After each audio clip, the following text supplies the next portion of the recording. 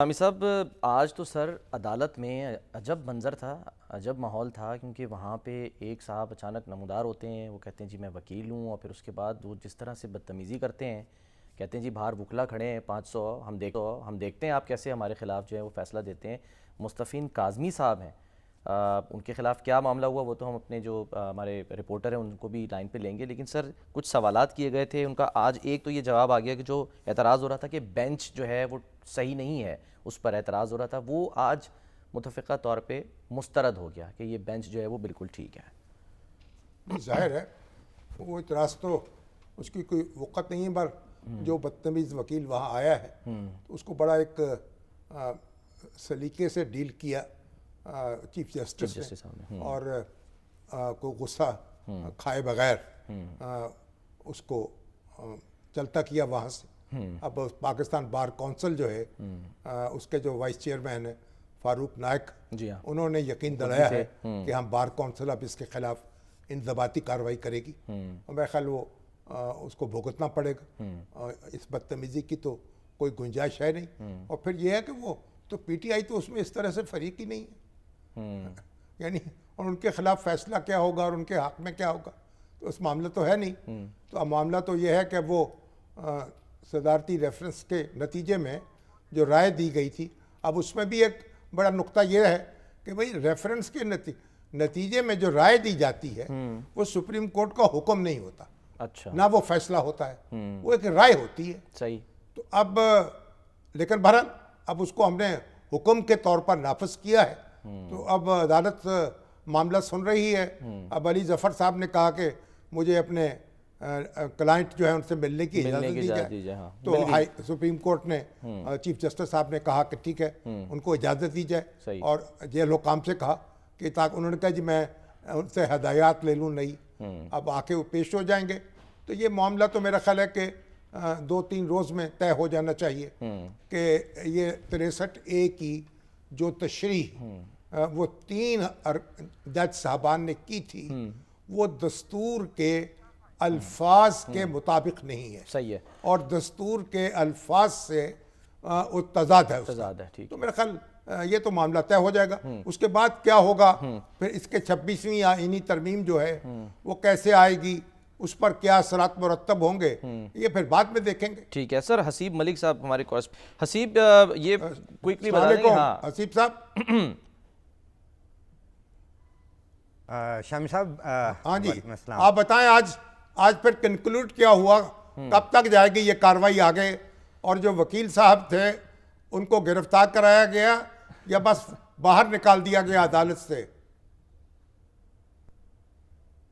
शामी साहब, गिरफ्तार तो नहीं करवाया गया, अदालत से, कमरा अदालत से बाहर करवाया गया था, और बाद में भी ज़राए से यही था कि चीफ जस्टिस ने गिरफ्तारी से रोका है। तो एक पॉजिटिव जेस्चर था, और उस तरीके से बरहम भी नहीं हुए चीफ जस्टिस, और उनकी तरफ से बारहा ये कहा गया कि आप बैठ जाएं, अपनी सीट पर बैठें, आप या तो अपना इंट्रोडक्शन करवाएं, जिसके ऊपर उनकी तरफ से बताया गया, लेकिन साथ ही उनका अंदाज़ ही, जो वकील साहब थे उनका अंदाज़ ही ऐसा था कि बड़ा ऑकवर्ड सा कि जो है कि ये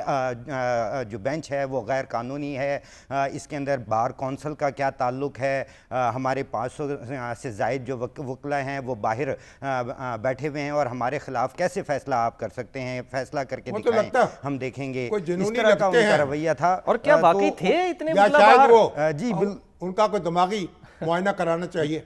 वकला थे भी बाहर या क्या बस धमकी दे रहे थे? जी बिल्कुल, काफ़ी सीरियस नोट के ऊपर उनका जो है इस तरह से वो अंदाज था। हालांकि बैरिस्टर अली ज़फ़र जो थे वो भी उन्हें कहते रहे कि आप बैठें, आप जो है इस तरह ना करें, क्योंकि बहुत अच्छे अंदाज के अंदर कार्रवाई चल रही थी। बैरिस्टर अली ज़फ़र जो थे वो बेसिकली जो है 2-3 उनकी तरफ से अहम पॉइंट्स उठाए गए थे, और उसमें बेसिक पॉइंट एक तो यही था कि प्रैक्टिस एंड प्रोसीजर एक्ट और जो ऑर्डिनेंस हैं, इन दोनों के मुताबिक जो है ये बेंच कानूनी नहीं है, और उनकी तरफ से ये मौक़िफ़ इख्तियार किया गया था कि जो एक्ट है उसका जो सेक्शन 2 है उसके अंदर ये कहा गया है कि जो कमेटी है उसके अंदर 3 मेंबरान होने चाहिए। तो उसके मुताबिक जब ये बेंच तश्कील दिया गया तो कमेटी के अंदर 2 मेंबरान बैठे थे, जस्टिस मंसूर अली शाह नहीं बैठे थे, और यही उनका मौक़िफ़ भी था कि अगर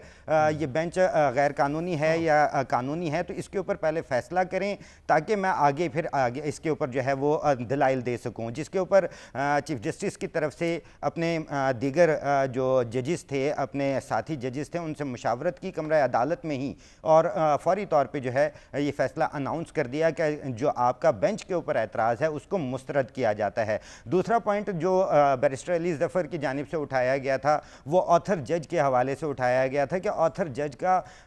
बेंच के अंदर होना लाजमी है क्योंकि उसने दिफा करना है, और इस वक्त ऑथर जज जो है वो इस वक्त नहीं है जो कि जस्टिस मुनीब अख्तर हैं। तो उसके ऊपर जो है जस्टिस जमाल खान मंदोखेल और जस्टिस मज़हर आलम मियां खेल जो कि पुराने साबका बेंच का हिस्सा थे और अब नज़रसानी बेंच का भी हिस्सा हैं, तो उनकी तरफ से और चीफ जस्टिस की तरफ से ये रिमार्क्स दिए गए कि अब हम किसी को ज़्यादा फोर्सफुली या उन्हें उठा के तो नहीं लेके आ सकते, या उन्हें हमने गुजारिश जो है कोशिश की थी, मनाने की भी कोशिश की थी, रजिस्ट्रार के थ्रू भी जो है मैसेज दिया गया था, लेकिन उनकी तरफ से जो दूसरा ख़त लिखा गया था उसके अंदर भी वो अपना साबका बयानिए के ऊपर ही स्टैंड कर रहे थे।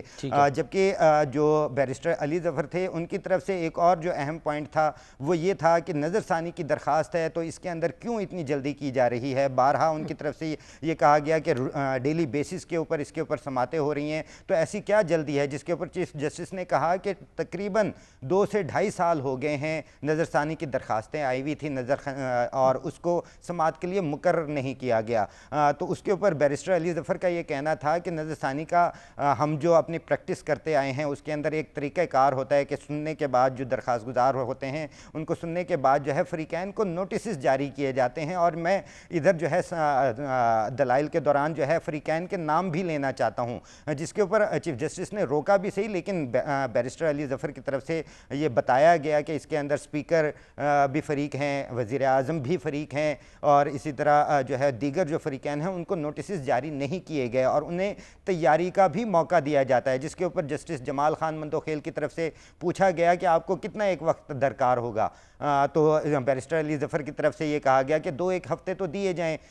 और दूसरा उनका एक तरफ से ये भी स्टांस था, दूसरा ये भी स्टांस था कि उन्हें अपने जो मौक्किल हैं, अपने जो क्लाइंट हैं उनसे जो है मुलाकात की इजाज़त दी जाए, क्योंकि कानूनी और आइनी मामला है तो उसके अंदर वो उनसे मुशावरत करना चाहते हैं, जो कि उनकी इस्तदा मंजूर भी की गई चीफ जस्टिस की तरफ से, और फौरी तौर पे एडिशनल अटॉर्नी जनरल जो थे आमिर रहमान उनको हिदायत भी दी गई कि आज ही कोशिश करें कि आज रात तक ही इस पे जो है उनकी मुलाकात करवाई जाए। तो ओवरऑल आज का जो समात थी उसके अंत ठीक है। आपके ख्याल में कितनी जल्दी कंक्लूड हो जाएगी, मज़ीद कितनी समातें? देखें शामी साहब, अब तकरीबन क्योंकि सुप्रीम कोर्ट बार एसोसिएशन इसके अंदर वो दरख्वास्त गुजार थी, उनके वकील जो थे शहजाद शौकत, उनकी तरफ से दलाइल मुकम्मल कर लिए गए हैं। पीपल्स पार्टी और वफाकी हुकूमत की तरफ से भी ये जो है कहा गया है कि हम नज़रसानी की दरख्वास्त की हिमायत करते हैं। तो बस दूसरी जानिब जो है जो कि बानी PTI को रिप्रजेंट कर रहे थे बैरिस्टर अली ज़फ़र, उनकी तरफ से भी तकरीबन जो दलाइल थे, जो अपना उनका पॉइंट थे, अहम जो नुकात थे वो उन्होंने सामने रख दिए हैं। अब मुशावरत के बाद मुझे नहीं जो लगता है वो यही है कि आइंदा जो अब कल आने वाला है उसमें वाइंड अप हो जाएगा, वो अपना जो मुशावरत होगी उसके बाद अदालत को आगाह करेंगे। ठीक है, बहुत बहुत शुक्रिया, बहुत बहुत शुक्रिया। वो अदालत के सामने बात यह है कि 3 रुकनी कमेटी है, ठीक, अगर उसमें एक रुकन शामिल ना हो उसके 2 अरकान फैसला कर सकते हैं ना। अब अगर एक रुकन शामिल नहीं होता तो आप इजलास नहीं कर सकते, ये कैसे हो सकता है? अगर 2 रुकन शामिल ना हो तो फिर इजलास नहीं हो सकता। अगर उसी की बुनियाद पे बेंच बना, अगर तीसरा रुकन मौजूद हो तभी 2 अरकान ने फैसला करना, तो इसी वीटो का हक तो नहीं ना किसी के पास कि मैं नहीं आता, तो फिर इजलास ही नहीं हो सकता। और जो ऑथर जज हैं जस्टिस मुनीब अख्तर, उनको तो बार बार कहा गया कि आप तशरीफ लाएं, इनेबिलिटी शो कर, और उन्होंने कहा कि नहीं मैं नहीं आना चाहता, तो आप उसको उनको भी मजबूर नहीं कर सकते। यानी आप जो फाजिल जज हैं उनको आप कोई हुक्म जारी नहीं कर सकते कि आप जरूर बेंच में शामिल होंगे। सही है।